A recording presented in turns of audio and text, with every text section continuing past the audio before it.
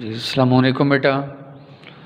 आज second year physics में lecture number 30 में हम एक्सरसाइज के मज़ीद कुछ और शॉर्ट आंसर डिस्कस करेंगे।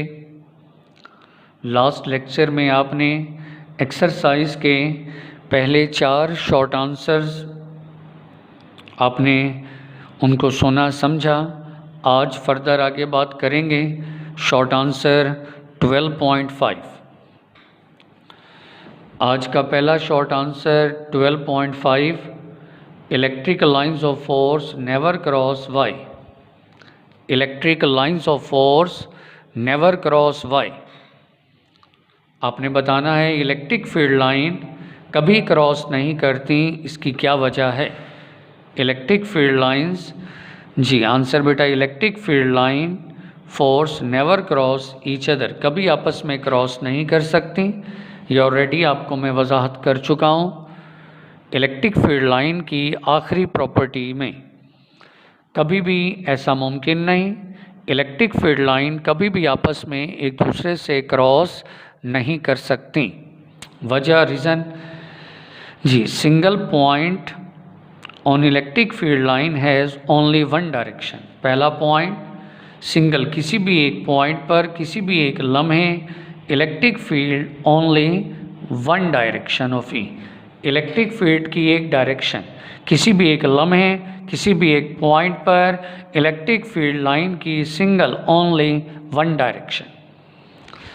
इफ़ लाइन इंटरसेक्ट, अगर मैं फ़र्ज़ कर लूँ, जो कि मुमकिन नहीं है लेकिन फिर भी अगर मैं फ़र्ज़ कर लूँ, इफ़ लाइन इंटरसेक्ट, अगर ये लाइन इंटरसेक्ट करें, कता करें एक ही पॉइंट पर, the point has more than one direction, तो फिर इलेक्ट्रिक फील्ड लाइन की एक से ज़्यादा डायरेक्शन होंगे, विच इज़ फिज़िकली इम्पॉसिबल, जो कि वेक्टरली, फिज़िकली, ज्योमेट्रिकली नामुमकिन है।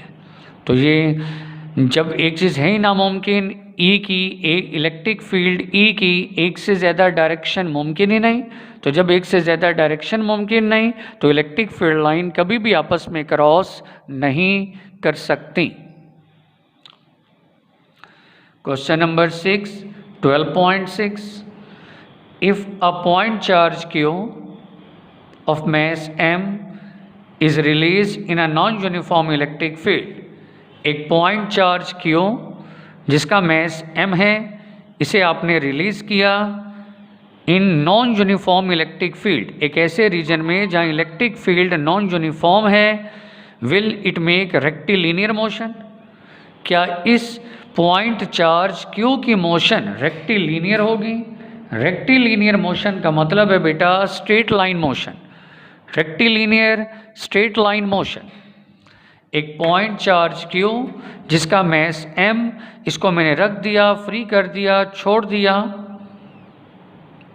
इसको मैंने फ्री कर दिया एक ऐसी जगह जहां क्या मौजूद है, जी इलेक्ट्रिक फील्ड नॉन यूनिफॉर्म।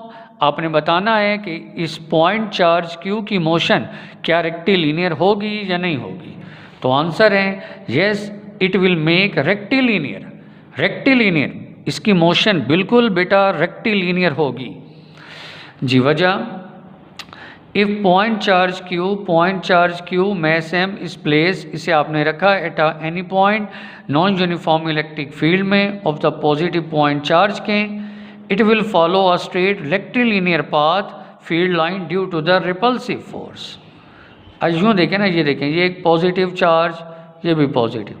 अब आप इन दोनों को देखें ना, आपने पॉइंट चार्ज को इस पॉजिटिव की फील्ड में रखा, दोनों पॉजिटिव हैं, दोनों एक दूसरे को रिपेल करेंगे।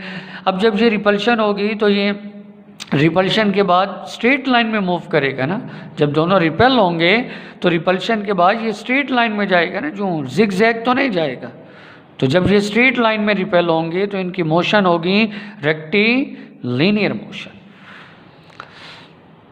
दूसरा point, in case of field due to the two or more two charges, अगर फील्ड एक नहीं दो या दो से ज़्यादा चार्जेस हों, the point charge will move, तो फिर पॉइंट चार्ज मूव करेगा along the curved path, curved path में। और ये वजाहत हो चुकी हैं बाकायदा, आप रीडिंग कर सकते हैं बेटा, कहाँ पर, अपनी बुक में पेज नंबर में आपको बता देता हूँ, ये ऑलरेडी आप सुन आए हो पेज नंबर 7 पर।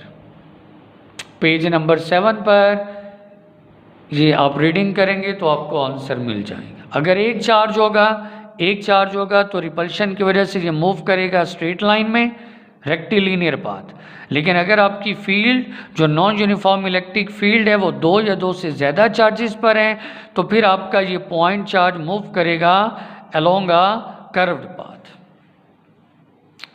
लेकिन ज़्यादातर टीचर्स की राय में करेक्ट आंसर बेटा कौन सा है? ए पार्ट। तो अगर आप सिंपल ए पार्ट ही लिख दें तो आपके लिए आंसर एनफ होगा। 12.7 नेक्स्ट हमारा short, is E necessarily zero?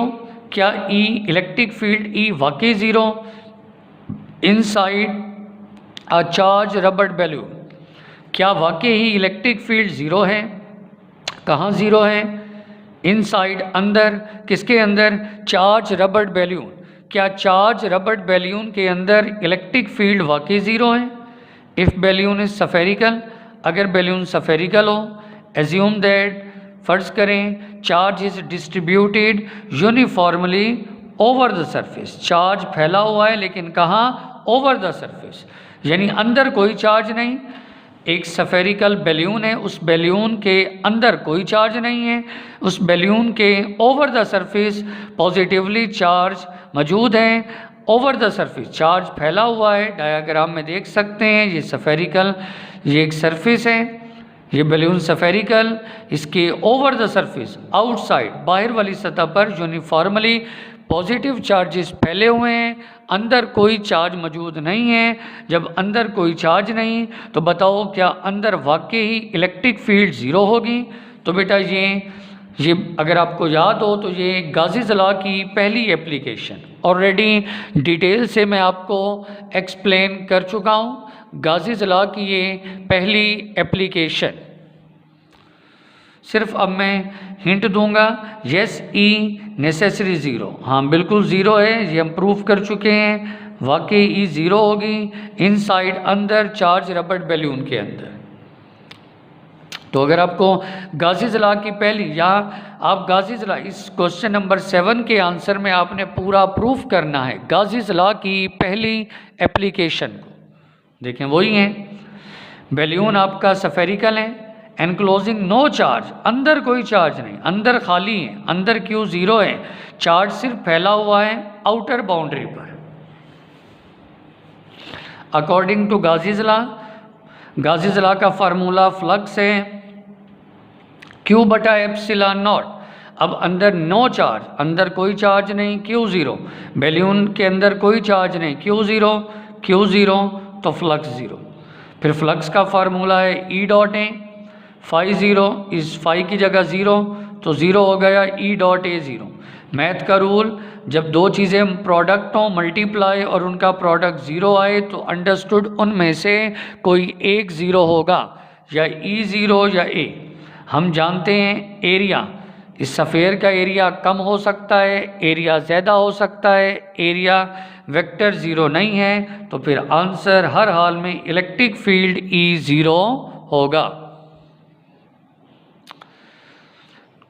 12.8 की जानिब आते हैं।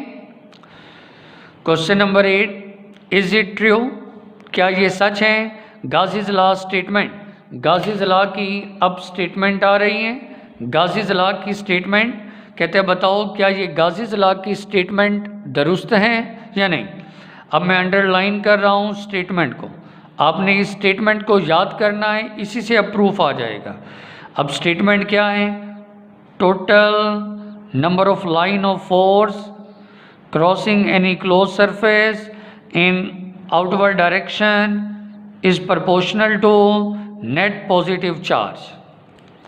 ये जो मैंने अंडरलाइन की है ये स्टेटमेंट गाज़ीज़ लॉ की आपने प्रूफ करना है, साबित करना है कि क्या ये स्टेटमेंट ट्रू है। ये जो मैंने पॉइंटर से अंडरलाइन किया है ये स्टेटमेंट बेटा किसकी? गाज़ीज़ लॉ से। कहते हैं बताओ गाज़ीज़ लॉ के फार्मूले से प्रूफ करो कि क्या ये स्टेटमेंट करेक्ट है। गाज़ीज़ लॉ के फार्मूले से प्रूफ करना है कि क्या ये स्टेटमेंट ट्रू है। जी बेटा, तो आंसर की जानिब yes it is true statement. ये स्टेटमेंट गाज़ीज़ लॉ अभी प्रूफ कर देगा। गाज़ीज़ लॉ के फार्मूले से आप साबित कर देंगे कि ये स्टेटमेंट बिल्कुल ट्रू है। जी, गाज़ीज़ लॉ की स्टेटमेंट से आप ये प्रूफ कर देंगे ये स्टेटमेंट बिल्कुल दुरुस्त है। जी, इस फार्मूले में देखें फ्लक्स है फाई होता है क्यू बटा एप्सिलॉन नॉट। अब आप देखें ना, ये साइड पर मैं आपकी याद दिलाने के लिए फाई होता है क्यू बटा एप्सिलॉन नॉट। जी बेटा, अब इस फार्मूले में 1/एप्सिलॉन नॉट ये दोनों कांस्टेंट हैं। 1 भी कांस्टेंट, एफ बटा एप्सिलॉन नॉट ये दोनों कांस्टेंट हैं। तो फाई ई 1/एप्सिलॉन नॉट इन दोनों की जगह कांस्टेंट और आगे क्यू। जी क्यू, इक्वलिटी और कांस्टेंट की जगह प्रोपोर्शनैलिटी आ गया ये प्रूफ। तो फाई डायरेक्टली हो गया क्यू के, इक्वलिटी और कांस्टेंट की जगह प्रोपोर्शनैलिटी, तो फ्लक्स इलेक्ट्रिक फ्लक्स डायरेक्टली है क्यू के। अब देखें फाई ई हो गया electric flux, phi E electric flux. Flux की क्या तारीफ थी अगर आपको याद हो? फ्लक्स की तारीफ ये है total number of line of force crossing any close surface. Total number of lines of force crossing any close surface. Total number of lines of force, total number of line, कितनी number of line जो गुजरती हैं close surface में से। ये तारीफ किसकी हो गई? फ्लक्स की। इज प्रोपोर्शनल, ये प्रोपोर्शनल है, ये प्रोपोर्शनल है net positive charge, net positive charge Q. अब यहाँ पॉजिटिव मैंने क्यों लिखा? वजह क्योंकि स्टेटमेंट में आउटवर्ड का वर्ड है, आउटवर्ड, और पॉजिटिव चार्ज की फील्ड लाइन बेटा होती हैं आउटवर्ड। तो आपने देखें गाज़ीज़ लॉ के फार्मूले से एक रिलेशन बनाया और इस स्टेटमेंट को प्रूफ कर दिया। फाई हो गया फ्लक्स का सिंबल। फ्लक्स की तारीफ total number of line crossing any close surface. ये फ्लक्स की तारीफ प्रोपोर्शनल, ये प्रोपोर्शनल किसके प्रोपोर्शनल? नेट पॉजिटिव चार्ज, ये नेट पॉजिटिव। अब पॉजिटिव ही क्यों? क्योंकि स्टेटमेंट में आउटवर्ड का जिक्र था। फ्लक्स मैक्सिमम है, more charges are enclose in the surface, more line outward. जी, फ्लक्स मैक्सिमम क्योंकि चार्ज ज़्यादा, फ्लक्स ज़्यादा, ज़्यादा से ज़्यादा नंबर ऑफ लाइन पास होंगे। Question number 9, 12.9, do electron tend to go to the region of high potential और low potential? Do electron tend to go, आपने बताना है इलेक्ट्रॉन किस सिमत जाएगा। Electron tend to go, electron किस तरफ जाएगा? हाई पोटेंशियल की जानिब या लो, किसी एक की तरफ। या इलेक्ट्रॉन हाई की जानिब जाएगा या इलेक्ट्रॉन लो की जानिब। आपने बताना है किसकी तरफ जाएगा, किसकी तरफ। तो electron always tend to go to the high potential. Electron हमेशा किस जानिब मूव करेगा? हाई पोटेंशियल की जानिब।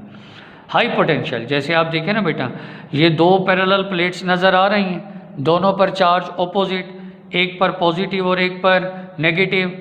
इलेक्ट्रिक फील्ड लाइन पॉजिटिव से शुरू, नेगेटिव पर ख़त्म। इलेक्ट्रिक फील्ड लाइन के अंदर आपने एक पॉजिटिव चार्ज को रखा। अब जवाब आप मुझे दें, जैसे मैं इस पॉजिटिव चार्ज को रखूँगा, सॉरी इलेक्ट्रॉन है ना, इलेक्ट्रॉन का मतलब जैसे मैं यहाँ नेगेटिव चार्ज, इन दो प्लेट के दरमियान मैंने किसको रखा?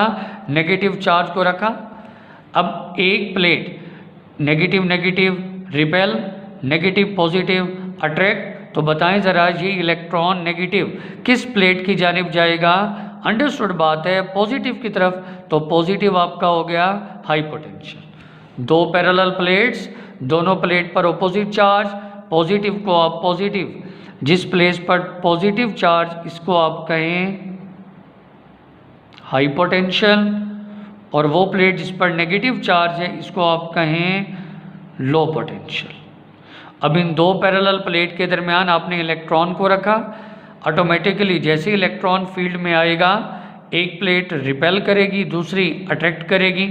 तो आप खुद समझदार हैं बेटा, आप जानते हैं इलेक्ट्रॉन मूव करेगा पॉजिटिव प्लेट की जानिब due to force of attraction. Positive का मतलब हाइपरटेंशन। तो जवाब है electron having negative charge. Electron क्योंकि नेगेटिव चार्ज रखता है, electron tend to go, electron move करेगा from low potential to high potential. Negative charge plate से मूव करते हुए पॉजिटिव चार्ज प्लेट की जानिब जाएगा, लो पोटेंशियल से हाई पोटेंशियल की जानिब मूव करेगा। इलेक्ट्रॉन हमेशा मूव करेगा हाई पोटेंशियल की जानिब, लो पोटेंशियल से चलेगा किसकी जानिब जाएगा, हाई पोटेंशियल की तरफ। तो यहाँ बेटा ये हमारा आज का लेक्चर मुकम्मल। एक्सरसाइज के टोटल 9 शॉर्ट आंसर्स मैंने आपके साथ डिस्कस किए। उम्मीद करते हैं हर एक सवाल का जवाब आपने सुना, समझा। बार बार क्वेश्चन को सुने, समझें, याद करें, नोट्स में आंसर लिखे हैं। इन्हीं जवाब को, बेहतरीन जवाब, इन्हीं को आप बार बार याद करें, समझें, आपके तमाम मसाइल हल हो जाएंगे। Thank you very much. अल्लाह हाफिज़।